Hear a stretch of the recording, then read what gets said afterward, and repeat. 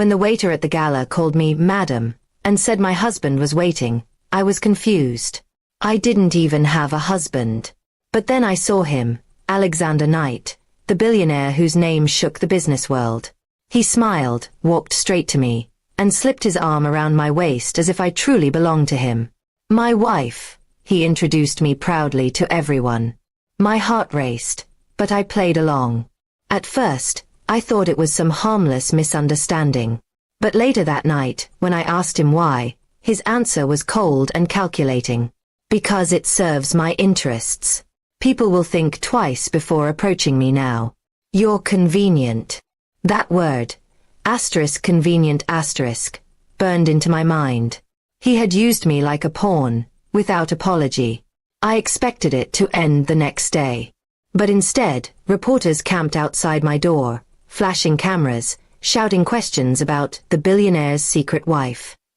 My peaceful life was gone in an instant. I confronted Alexander again, demanding he clear the air. But he only smirked. Why should I? This benefits me. And if you want your life back, you'll do exactly as I say.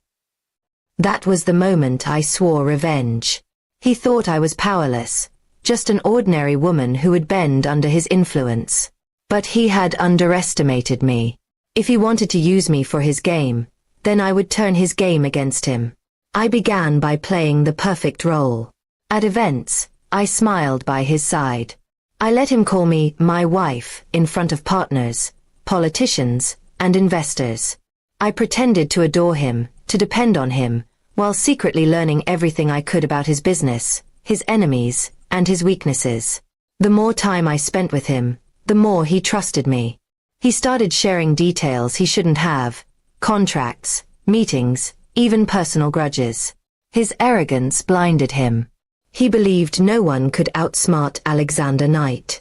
But every word he gave me was a weapon I stored carefully. Weeks later, I discovered something that became the key to my revenge. Alexander had a rival, a man desperate to bring him down. This rival had money, but not information. I had both. Quietly, I reached out, passing along secrets that looked harmless on the surface but cut deep into Alexander's empire.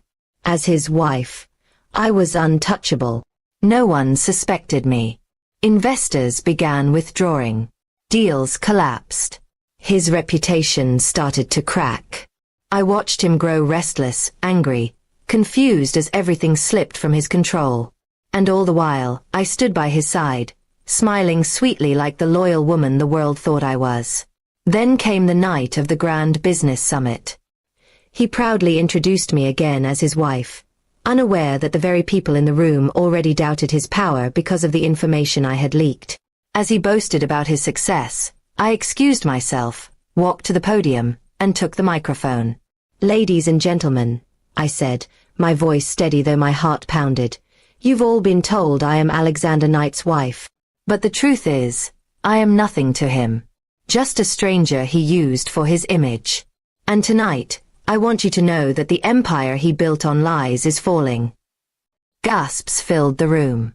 His face turned pale. Security rushed toward me, but it was too late. I had already sent evidence to the press, investors, and regulators. By morning, Alexander Knight's name was no longer tied to power. It was tied to scandal, betrayal, and downfall. As I walked out of the summit, I felt the cameras flash at me once again. But this time, I wasn't the woman mistaken for someone's wife. I was the woman who had destroyed the billionaire who thought he could control me. Revenge had never tasted so sweet. He wanted the world to believe I was his wife. In the end, that same lie became the knife I used to end his reign. And when he finally looked at me with rage and disbelief, all I said was, "You should never have chosen me as your pawn."